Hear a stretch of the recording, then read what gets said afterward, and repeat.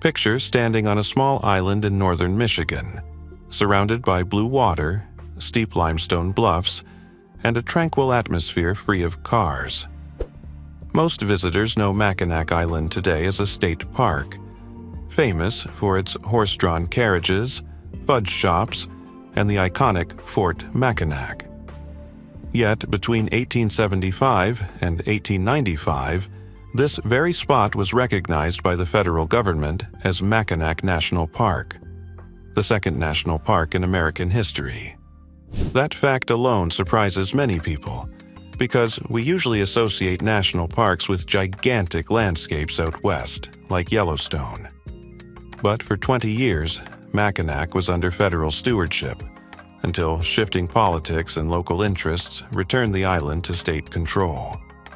To appreciate what happened, we need to step back to the 1700s, when Mackinac Island was a key site for native tribes and French-Canadian fur traders navigating the Great Lakes.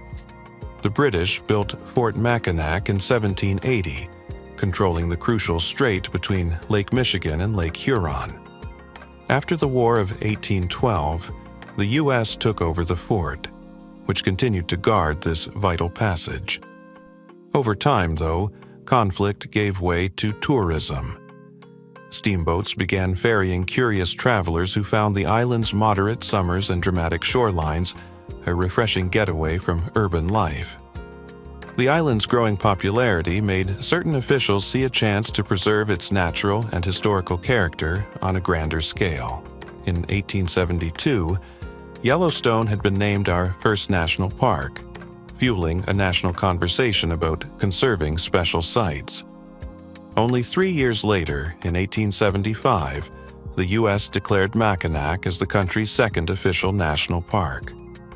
This distinction was partly due to its scenic vantage points, old military fort, and potential as a tourist attraction.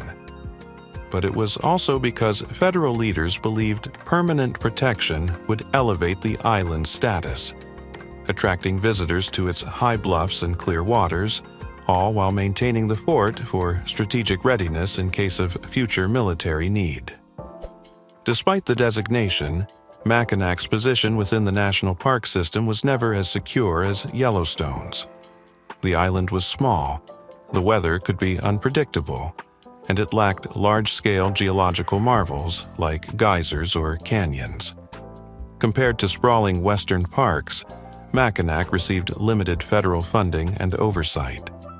The same soldiers stationed at Fort Mackinac often doubled as caretakers for the park, ensuring that visitors respected the trails and scenic overlooks. Back in Washington, budget priorities leaned westward, leaving the island overshadowed.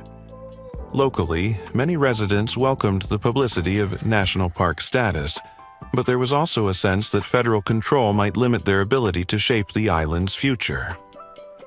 Some locals envisioned more robust tourism infrastructure, while the government was largely content with basic maintenance. Over time, as railroads drew tourists elsewhere, the interior of Michigan and the entire Great Lakes region found themselves playing second fiddle to the dramatic wonders out west. Meanwhile, other smaller sites in the Midwest never even achieved Mackinac's level of recognition. By the early 1890s, the question arose: was Mackinac better off under state or federal control? Public sentiment within Michigan leaned strongly toward state management, believing the island's uniqueness deserved more focused attention than the distant federal government could provide. The U.S. Army, which still commanded Fort Mackinac, had little interest in maintaining the broader park. Politicians saw this as an opportunity to relieve the federal government of a site that wasn't crucial to its larger plans, especially at a time when the frontier was shifting and new western parks grabbed headlines. The tipping point arrived in 1895. Under pressure from local advocates and after legislative negotiations, the federal government officially withdrew Mackinac's national park status and transferred the land to the state of Michigan. Almost immediately, it was renamed Mackinac Island State Park, now recognized as Michigan's first state park. Far from being a step down, the new arrangement propelled the island to develop its own cultural identity. No automobiles were permitted after 1898, preserving the tranquil environment. Fort Mackinac transformed into a historical museum, while scenic spots like Arch Rock and Skull Cave drew curious wanderers. The island's winding roads, lush forest paths, and quaint downtown turned it into a genuine tourism powerhouse. In many ways, the island's popularity soared more under state management than it ever might have under a neglected federal label. Local authorities invested in events and marketing that showcased Mackinac's summer allure. Bicycles replaced cars, fudge stores multiplied, and visitor numbers surged.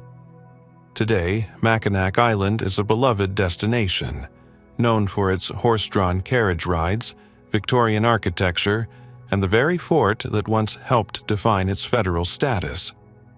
The fact that it was ever a national park is often a footnote, overshadowed by the memory of Yellowstone and other grand western sites.